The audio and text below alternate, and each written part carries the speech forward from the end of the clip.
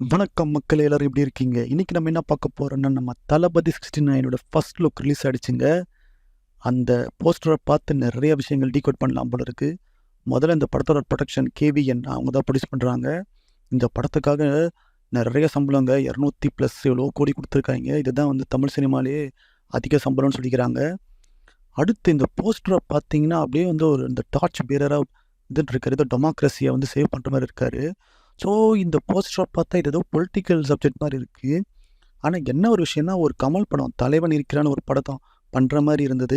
வினோத்தும் கமலும் அந்த படத்தோட போஸ்டரும் கிட்டத்தட்ட இந்த மாதிரி தான் இருந்துச்சு. ஒருவேளை அந்த கதை தான் இந்த கதையா அப்படின்னு சொல்லிட்டு ரூமர் போயிட்டுருக்கு. அதே மாதிரி இந்த படத்தில் வந்து விஜய் வந்து போலீஸ் ஆஃபீஸராக வராரு அப்படின்ற ரூமரும் வருது. ஸோ இந்த மாதிரி வந்து நிறைய ரூமர் இருக்குங்க. பட் இந்த போஸ்டரில் கன்ஃபார்மான நியூஸ் என்னென்னா, அடுத்த வருஷம் அக்டோபர் 2025 தான் வரப்போகுதுன்னு சொல்லிட்டு இப்போவே போட்டாங்க. பட் அதுலேயும் சில குழப்பங்கள் இருக்குது. ஏன்னா அக்டோபர்னா ஆயுத பூஜை ஹாலிடேஸும் வருது, தீபாவளியும் வருது.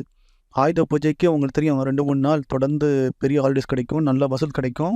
அப்படி ரிலீஸ் பண்ண போகிறாங்களா, இல்லைனா தீபாவளினா எப்போவுமே கிராண்டு. விஜய் படம் தீபாவளிக்கு வந்து ரொம்ப நாள் ஆச்சு. ஸோ அப்படி ரிலீஸ் பண்ண போகிறாங்களான்னு தெரியல. பட் அக்டோபர் கன்ஃபார்ம் ஆகிடுச்சு. ஸோ பூஜையோட ஸ்டில்ஸ் வந்து அடுத்த வாரம் வரப்போகுதுங்க. இன்னொன்று இதில் யார் நடிக்க போகிறாங்க அந்த மாதிரி ரூமர்ஸ் வந்து எனக்கு வந்துட்டு இருக்கு. நான் ஏற்கனவே ஒரு வீடியோ போட்டிருப்பேன். அடுத்து ஒரு பெரிய ரூமர் என்ன போயிட்டுருக்குன்னா, ஹீரோயின் தாங்க. ஃபஸ்ட்டு என்ன சொன்னாங்கன்னா சமந்தான்னு ஒரு ரூமர் போயிட்டு இருந்தது. அப்புறம் பார்த்தீங்கன்னா சிம்ரன் அப்படின்னு சொல்லிட்டு ரூமர் போயிட்டு இருந்துச்சு. இப்போ கடைசியாக ஒரு 2 நாள் பார்த்தீங்கன்னா பூஜா ஹெக்டே அப்படின்னு போயிட்டுருக்கு.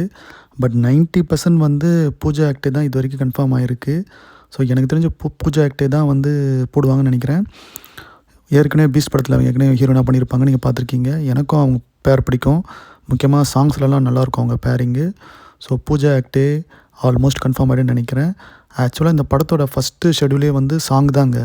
ஸோ அதனால் ஹீரோயினை டக்குன்னு புக் பண்ணி ஆகணும். ஏன்னா அப்போ தான் வந்து பாட்டுக்கு தலைவர் டான்ஸ் ஆட முடியும். ஸோ இன்னும் வந்து நிறைய குழப்பங்கள் இருக்குது இந்த படத்தில்.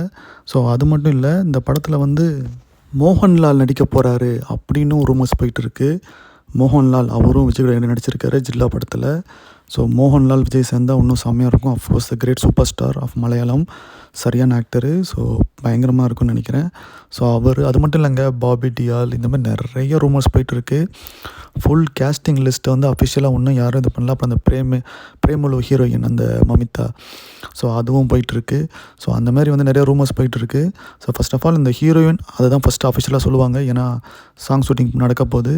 பட் இந்த படத்தோட ஷூட்டிங் வந்து சாங் எடுப்பாங்க. பட் ஆனால் தொடர்ந்தெல்லாம் ஷூட்டிங் எடுக்க மாட்டாங்க. ஏன்னா தளபதி வந்து மாநாடு அந்த விஷயத்தில் வந்து அவர் பிஸியாக இருப்பார். அதுக்கப்புறம் டிசம்பர் 2 இல்லை ஜனவரியில் தான் வந்து ஷூட்டிங் ஆரம்பிப்பாங்க. அப்புறம் ஏப்ரல் மேக்குள்ளே ஷூட்டிங்லாம் முடிச்சிருவார். பட் படம் ரிலீஸ் ஆகிறதுக்கு அக்டோபர் ஆகும். ஏன்னா அது அவரோட கடைசி படம். ஸோ ஒரு சிறப்பான நாளில் வந்து ரிலீஸ் பண்ணணும். அதனால தான் வந்து அந்த டிலே. மற்றபடி வந்து தளபதி வந்து ஃபுல்லாக அரசியலில் தான் ஈடுபடுவார். பட் இந்த படம் வந்து என்ன மாதிரி கதைன்னு தெரில. இந்த படம் வந்து எப்படின்னா முழுக்க சர்க்கார் மாதிரி அரசியல் படமாகவும் இருக்க போகிறது கிடையாது. அதே மாதிரி கோட்டு மாதிரி ஃபுல் கமர்ஷியல் படமாகவும் இருக்க போகிறதில்ல. கண்டிப்பாக இதில் ஒரு அரசியல் சட்டையறை இருக்கும். ஏன்னா இப்போ இந்த படம் வந்து சொன்ன மாதிரி தலைவன் இருக்கிறான் அந்த படத்தோட கதையாக இருந்ததுன்னா, நீங்கள் பார்த்துருப்பீங்க ஃபஸ்ட் லுக்கு. அதுலேயே ஒரு லைட்டாக நம்மளுக்கு ஒரு க்ளூ கிடச்சிருக்கு. இது வந்து கண்டிப்பாக வந்து ஒரு பொலிட்டிக்கல் படம்னு சொல்ல மாட்டேன். அந்த சாயல், அந்த சோஷியல் அவேர்னஸ் கண்டிப்பாக இருக்குன்னு தான் நினைக்கிறேன். ஸோ சர்க்காஸ்டிக்காக அடிக்கிறதுக்கு நிறையா சான்ஸ் இருக்குது. உங்களுக்கு தெரியும் வினோத் வந்து எதுக்கு ஃபேமஸ் சொல்லிட்டு, அவர் கமர்ஷியல் படத்தோட சதுரங்க வெட்டி அந்த மாதிரி சோஷியல் இஷ்யூஸ். ஏன்னா அவரே வந்து ஒரு ஜேர்னலிஸ்ட்டு, அவங்க எல்லாருக்குமே தெரியும். ஸோ கண்டிப்பாக அவர் வந்து அந்த மாதிரி ஒரு கதைக்களத்தை வந்து எடுத்தாருன்னா உண்மையிலே செம்மையாக இருக்கும். So hope for the best. So ரசிகர்களே, அது மட்டும் இல்லை, நேற்று அந்த இதுதான் ஒன் லாஸ்ட் டான்ஸ் சொல்லிட்டு வீடியோ போட்டு எல்லார் விஜய் ரசிகர்களும் அழுது தீர்த்துட்டாங்க. என்னங்க பண்ணுறது, தளபதி வந்து அரசியல் வர போகிறாரு. ஸோ அது நம்ம இதை தாங்கி தான் ஆகணும்.